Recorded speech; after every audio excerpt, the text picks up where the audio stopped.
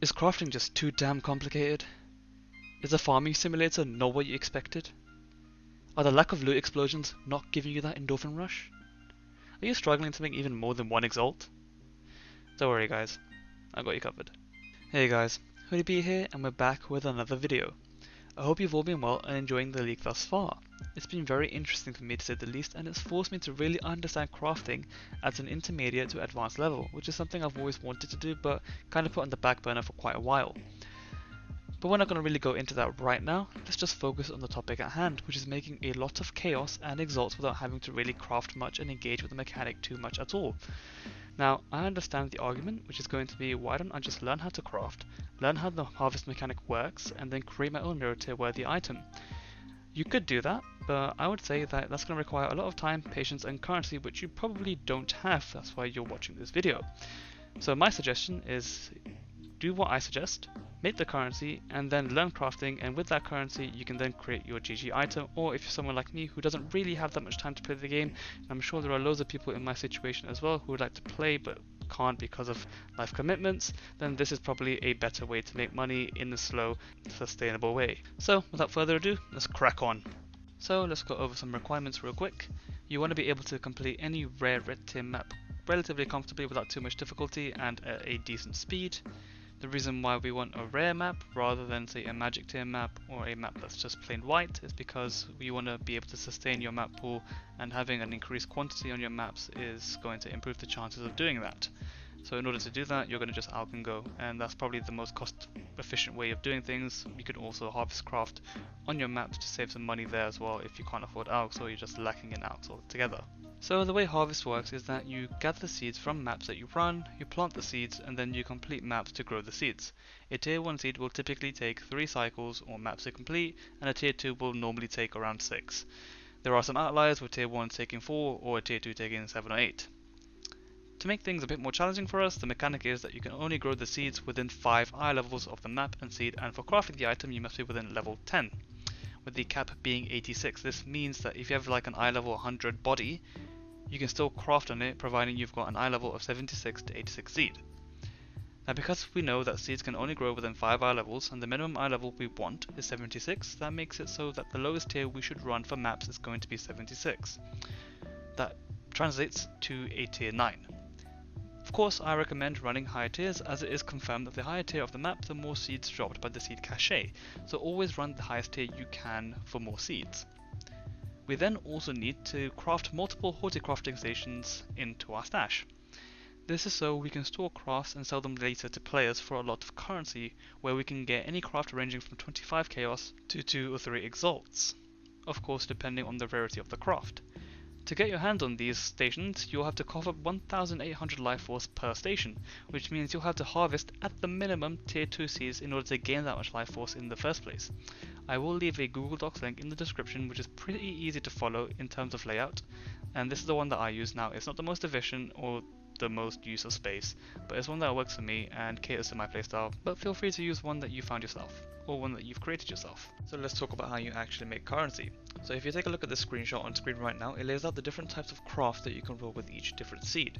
I didn't create this screenshot was provided to me by a Reddit user. He made a public post and I just took the screenshot, and his name's on the bottom right of the screenshot, so all credits go out to him. So typically we are looking for 3 different things. We're looking for augment, remove, and add.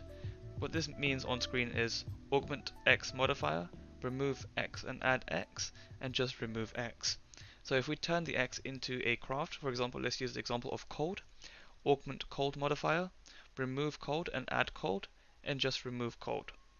So for all these categories that I mentioned, stick to this sort of trinity and you should be fine for the most part. The reforged crafts aren't really worth keeping. Use these to reroll your gear or to juice up maps for free. Treat them as either an alchemy orb or a free chaos. Now let's go through each seed looking at the first 2 tiers. So for wild seeds, looking at tier 1, we want the fire and physical modifiers as well as sockets. Sockets you will only keep if the craft modifies them into a white socket, otherwise they're not really worth crafting or keeping. The fire and physical, you want to stick to the trinity that I mentioned earlier, the augment, remove and add, and just remove.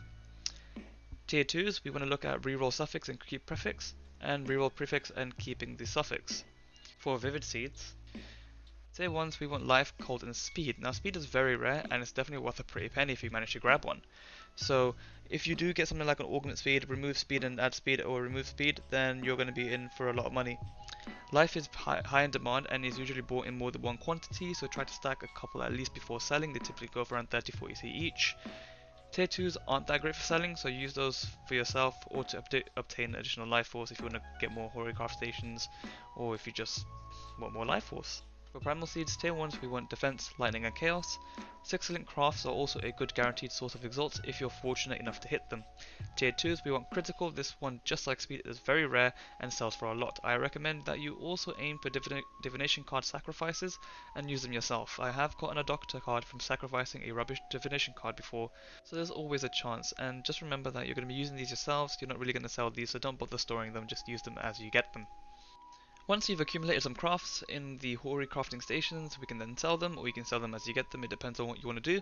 You sell these crafts similarly to how you sell corruption altars in Alva's temple, i.e. based on trust, which also means don't be an arse and scam. Now, typically you're going to do this over Discord or the trade chat. The Discord that I use will be in the description box below. There are numerous around the forums, on the Reddit, so choose one that you fancy and choose one that you enjoy being in. So the way the trade works is that typically you find a person who wants to buy your craft, that person trades you their item and notifies you which craft that they're buying. You then use said craft on item, you trade back the item, and in that same trade you then receive the currency. You might have to stream it, or you might have to take screenshots to prove that you've done what you've said you would do, just for validation's sake. Simple. The builds that do well with this particular method are any builds that can clear maps very quickly. So a zoom build ideally. Some builds that I recommend that I've played myself and continue to play are the Poison Blade Vortex Assassin, the Essence Drain and Contagion Trickster, Lacerate Gladiator, and the Cyclone Impale Champion. Now I am making a new zoom build. It's going to be an Elemental Hit Wanderer Assassin, and well, the Assassin class typically is a very fast build, so you guys can definitely look out for that in the future. I think you'll enjoy it. And just before I sign off guys, I just want to quickly address the negativity around this whole Harvest League in general that I've seen in the past 3 weeks to a month. I think the best way to treat this league is that if you're not someone who's very keen on it, then treat it like a master mission rather than a whole new league mechanic. That way you can then adopt the mindset of, oh, I'm already mapping and planting seeds like this only takes a minute max. It's worth it for the additional tens of chaos at a time that I may get. And then see it as a supplement to your current form of currency generation, because if you're someone who enjoys mapping and just wants to mindlessly destroy mobs and clear screens, then the way that I'm proposing won't really affect you. If anything, it'll just be a quality of life change.